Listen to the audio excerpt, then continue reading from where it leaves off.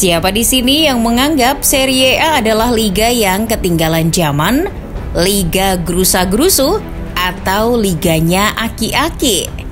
Ya, memang kenyataan itu sempat benar adanya ketika gegap gempita sorotan sepak bola dunia hanya tertuju pada Liga Inggris, Spanyol, maupun Prancis yang bertabur bintang.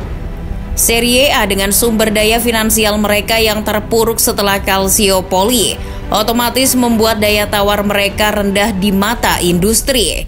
Alhasil, muncullah anggapan bahwa Serie A dengan kapasitas ala kadarnya adalah liga yang membosankan. Juaranya juga hanya itu-itu saja. Namun di beberapa tahun terakhir kenyataan telah berbeda. Selama 4 musim berlalu sejak 2019-2020, Serie A ternyata mempunyai 4 juara berbeda, yaitu Juventus, Inter Milan, AC Milan, dan Napoli. Sebuah pemandangan berbeda jika dibandingkan dengan Serie A yang dulu, ketika juaranya sudah ketebak tiap musimnya. Inter di periode 2006 ke atas sempat beberapa musim meraih juara. Begitupun Juventus di periode 2011 ke atas juga selalu menjadi juara. 4 musim dengan 4 juara yang berbeda tidak hanya sebatas catatan yang menunjukkan bahwa liga ini sudah tak bisa lagi dicap sebagai liga petani. Hal lain yang juga tak kalah penting, yakni menandakan bahwa liga ini lebih kompetitif, di mana persaingan tim-tim jadi makin ketat dan susah diprediksi siapa juara tiap musimnya. Berbeda jika dibandingkan dengan liga-liga lain yang katanya lebih seru. Liga Inggris contohnya. Tak usah diragukan lagi Liga Inggris sebagai liga nomor 1 di dunia. Meratanya kekuatan tim besar maupun tim kecil, serta para pemain bintang yang silih berganti datang, membuat liga ini sangatlah laku dan seru. Namun jika yang juara sudah tertebak dan hanya tim-tim itu saja, apakah itu masih dianggap seru? Faktanya di 4 musim terakhir gelar juara Liga Inggris hampir selalu didominasi oleh Manchester City. Hanya Liverpool yang berhasil mencuri juara pada musim 2019-2020.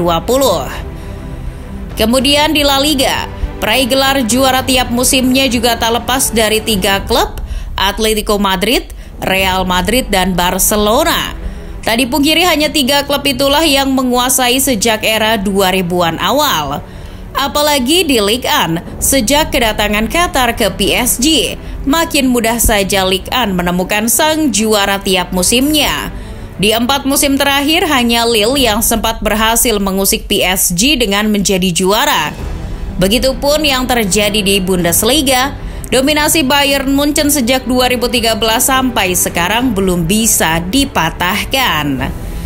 Jadi dengan 4 musim, 4 juara berbeda, apakah Serie A sudah layak disebut menjadi liga yang kompetitif dibanding liga lainnya? Tentu kompetitifnya Serie A beberapa musim terakhir ini tak terjadi secara tiba-tiba. Banyak faktor yang menyebabkan mengapa selama 4 musim mereka mempunyai juara yang berbeda. Salah satunya adalah beberapa perubahan yang terjadi di internal tim-tim besar Serie A. Ambil contoh Juventus ketika juara berturut-turut hingga musim 2019-2020. Meski dominan, mereka sadar diri membenahi tim tiap musimnya dengan baik. Lewat sang pemilik yang tajir, Andrea Agnelli, semua bisnis pembentukan tim berjalan dengan lancar. Sementara itu, Inter Milan berubah drastis sejak investor asal Tiongkok hadir di 2019. Mereka mengubah kebijakan tim dengan menunjuk BP Marotta sebagai direktur olahraga dan Antonio Conte sebagai pelatih. Perubahan yang terjadi di kubu Nerazzurri perlahan menuai hasil, baik itu strategi perekrutan pemain dan sistem permainan mereka. Sama seperti yang dialami tetangganya AC Milan, Rossoneri mulai berubah sejak legenda mereka Paolo Maldini diangkat sebagai direktur teknis pada 2019. Di bawah pemilik Elliott Management maupun kemudian Redbird Capital, Maldini mulai berjalan pada jalan yang benar dalam membangun tim. Salah satunya yakni dengan perekrutan pemain yang cerdas. peremajaan pemain, serta penunjukan pelatih yang cocok yakni Stefano Pioli. Begitu pula yang terjadi di AS Roma. Ketika pemilik Amerika datang, tak tanggung-tanggung akhirnya pelatih sekaliber Jose Mourinho pun ditunjuk sebagai nahkoda. Sementara itu, klub-klub milik pemilik tradisional Italia seperti Lazio, Napoli maupun Atalanta juga tak mau kalah. Mereka juga punya direktur olahraga dan scouting yang cerdas dalam tim, sehingga arah tim pada tiap musimnya dapat tertata rapi. Nah, imbas dari perubahan tim itu kemudian adalah munculnya bintang-bintang baru di tiap klub. Juventus ketika terakhir kali meraih Scudetto saja masih ada mega bintang Cristiano Ronaldo. Pembelian Matthijs de Ligt juga dilakukan ketika itu guna menyempurnakan lini belakang Juve. Lalu di Inter, eksodus para pemain buangan Liga Inggris di era Conte seperti Romelu Lukaku, Alexis Sanchez, Ashley Young maupun Christian Eriksen terbukti mampu menjadi pilar perubahan bagi performa Nerazzurri. Di AC Milan pun hampir serupa. Sebagian besar skuad mereka hingga kini adalah buah perencanaan Maldini sejak ia datang.